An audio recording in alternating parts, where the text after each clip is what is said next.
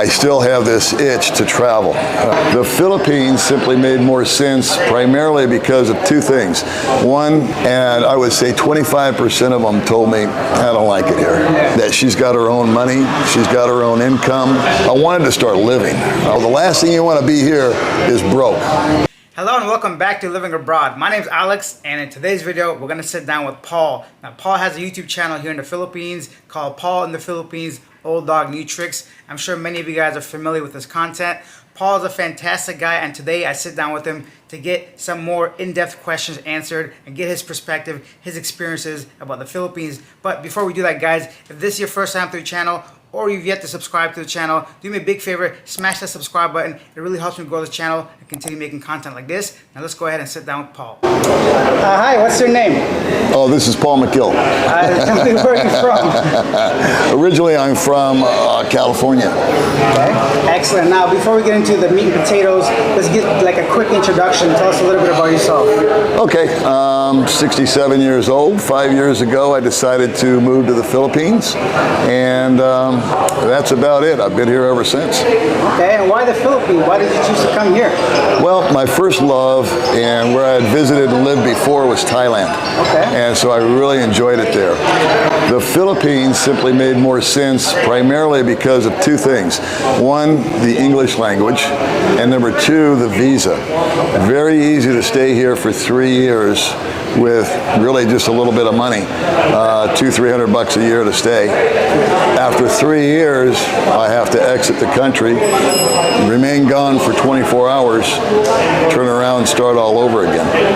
Well, I'm glad you mentioned the 24-hour thing because I wasn't sure for like a time period of leaving and coming back. Yeah. Is that the type of visa you're on right now? Are you on a tourist visa? Tourist visa. My intentions when I first came over here was to use this as a base camp, if you will, Dumaguete. I did a lot of research, watched a lot of videos, and decided that this has everything I needed. It had a little bit of the province, it had a little bit of the city, it has 3 ways to escape. You got ships, you got boats, you got planes. And the first year that I lived here, I did just that. I went to Indonesia and bounced around for 3 weeks, I think, came back, and then a year later, I went to Vietnam, and then I came back, and then COVID hit. And so I was stuck for 2.5 years, and I couldn't even go inter-island, much less out of the country. It turned out that I could leave the country, but I couldn't get back into the country because of the way the restrictions were structured here for so long until February. And it's now, what, August? So back in February, and then recently in March, I did leave, and I went home to America, and I stayed there for, I think, 19 days, saw my family, saw my friends, took care of some business, and came back here.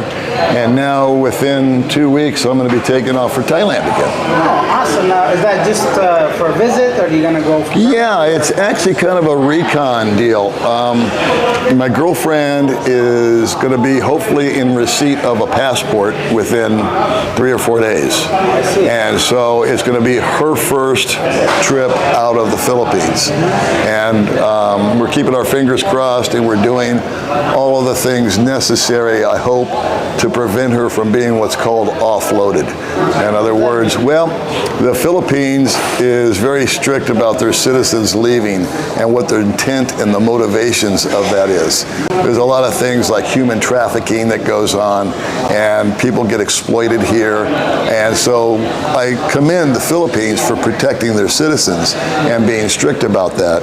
So what we have done is we've comprised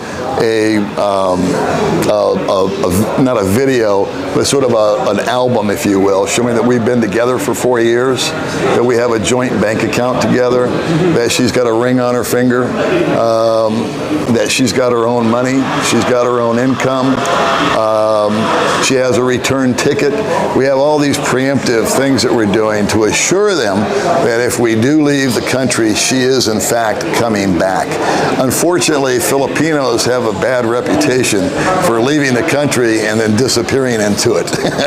In other words, they don't come back. Yeah. Things exist. So I'm glad you mentioned that for those who don't know, like myself. Yeah, it's something that I really wasn't aware of until this moment came. In other words, we've been together for almost 4 years, and again, the pandemic quit any notion of leaving. And then recently, when it lifted, and I went back to America and came back, I still have this itch to travel. I don't want to just stay here and live and call this it. I still want to go see new places, meet new people, indulge in new cultures, food, activities, cost of living, and just, there's, I'm not saying the grass is always greener, but you don't know until you see it. And it's one thing to watch it on TV or YouTube, and it's a totally different thing to come in and do it. You know what I'm saying? Yeah, and speaking of that, is there something that you still cannot adjust to or adapt to in the Philippines? Something you're still having trouble with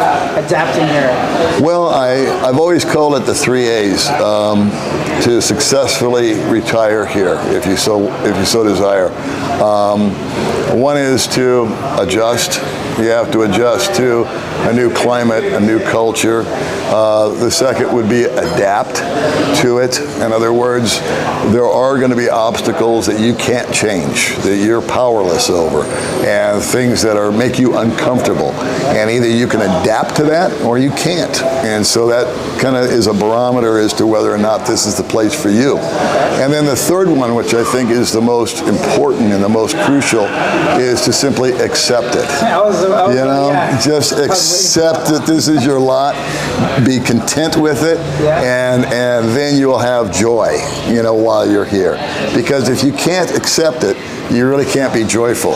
And so if you're feeling like you're missing something or you're not fitting in, then it's not for you. And that's okay too. It's true, it's not for everybody, right? No, man. You and I enjoy something doesn't mean. I'll tell you, over the last month, my friend, I've met I don't know how many guys, and I would say 25% of them told me, I don't like it here. And I applauded them. I said, that's great. You know what you want. And I applaud you for coming out here and kicking the tires and seeing if it was something for you.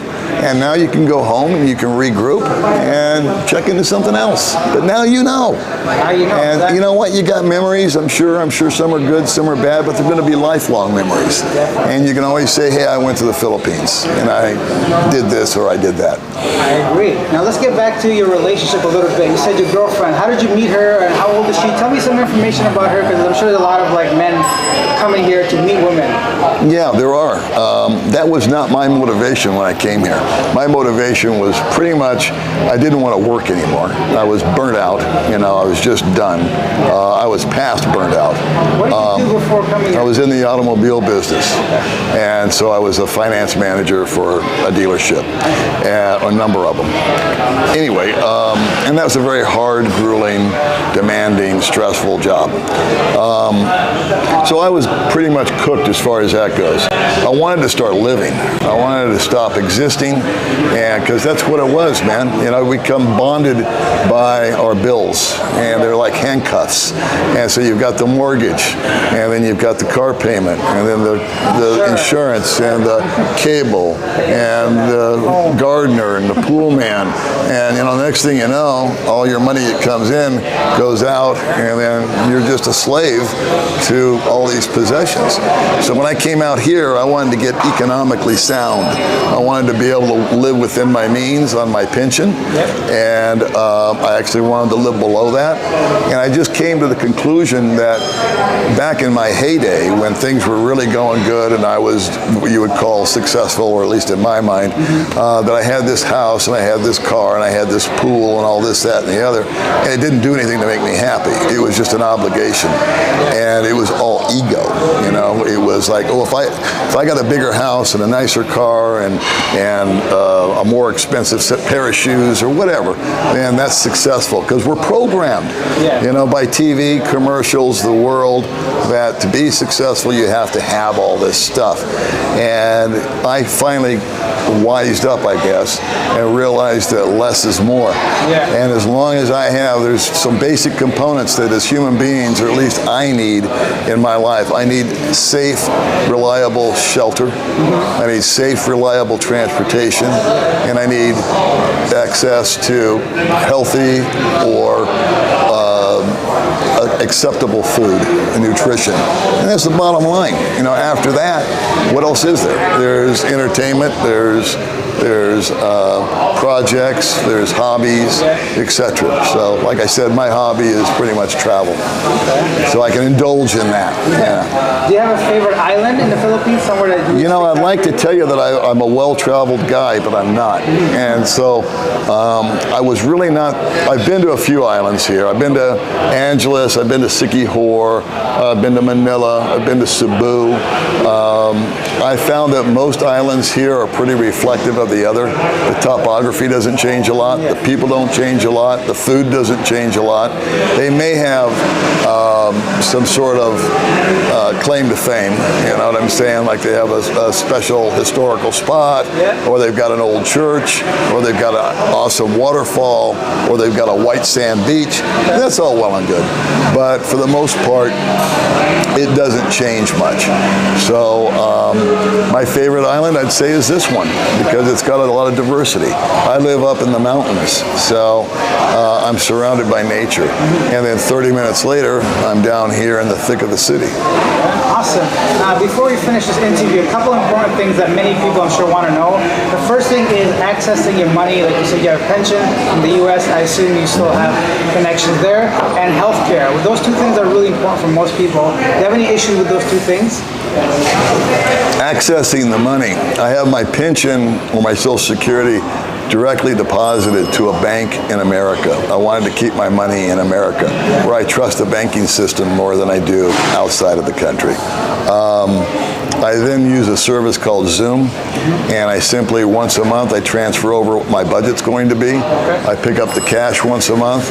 I set aside an envelope with my rent. I set aside an envelope with my static bills like electric and gas for the scooter and whatnot. And then I've got X amount of dollars left over for whatever I want to do. Okay. And what about healthcare? That must be important for a lot of people. I self-insure, and so I have a safety net that I have, so that if I do get sick here in the Philippines, I can pay cash for the service. I don't recommend that. I mean, it would be an individual's choice. I can avail myself of PhilHealth, which would cut the bill in half, basically, for the hospital stay. My girlfriend, which we never did talk about, she has PhilHealth. And so, as far as that goes, I've maintained my Medicare and the Part B, and I've decided that if I ever get diagnosed with any kind of chronic illness, then that would be the time that I would need to go back to the States and take advantage of that as a health plan. So if there was something that had to be treated for a year or 2 years, some sort of chronic or life-threatening issue, that I would just go to America and let my Medicare pay for it. Awesome. And lastly, do you have any advice for anyone that's considering coming to the Philippines? I hate to give advice, but I think that the best thing that a person can do is come out on a test run. In other words, don't sell everything, don't commit, because you might be part of that 25% that gets here, says, man, this ain't for me. I don't like this at all. That's a great piece of advice, I'd say, for sure. So if you could come out here and do a test balloon, spend a month, 2 months, and kick the tires, as I like to say, and then say, you know what, man, I really love it here. Go home, sell the house, sell the car, say goodbye to the family, and then, boom, come out here. Also, I think it's imperative that a person has a sizable chunk of money set aside as a safety net in the event that, because it's going to be costly your first 2 months here. Actually, the first 6 months are the most expensive. That's when you're renting apartments, apartments. That's when you might be buying a motorbike or a car. That's when you're going to be disenchanted with your first apartment, so now you're going to move into another apartment, and paying first and last and whatnot. So that will consume a lot of your money right there. And I think the sagest advice that I can give somebody is do not come out here without an income stream. In other words, a reliable amount of money that you know for a fact is going to hit your bank account. And the number is up to you, be it $1,000 or $5,000. Whatever it is, you know that if you have, say, $1,000 on the low side, real low side, that's going to be enough to pay your rent and keep food in your stomach and provide you with some form of transportation. So you can't have a highfalutin type of lifestyle, but you won't starve, and that's the main thing. So I've known guys to come out here with a finite amount of money, thinking it's going to last, and it doesn't. And the next thing you know, the last thing you want to be here is broke, and you don't want to be sick. So what I did is I saved up money, so I had a safety net. I went to the doctor prior to coming out here. I had everything checked out to make sure that my health there was nothing chronic going on at that time. That was 5 years ago. And what else did I do? That was basically it. Okay. Well, thank you so much for being here. My pleasure. Really appreciate it. All right, Alex. Thanks for your time. Thanks for having me on. And that was Paul in the Philippines, Old Dog New Tricks, guys. Leave your comments down below. Let me know what you think of his answers, all his experiences. I'd love to know your thoughts. And that's it for this video, guys. If you find this video informative, entertaining, or just want to show your support for myself, Alex, at Living Abroad, do me a huge favor. Hit that subscribe button, hit that like button, turn on bell notifications, because I got so much more coming to this channel about the Philippines and traveling. I'll see you guys in the next one. Bye.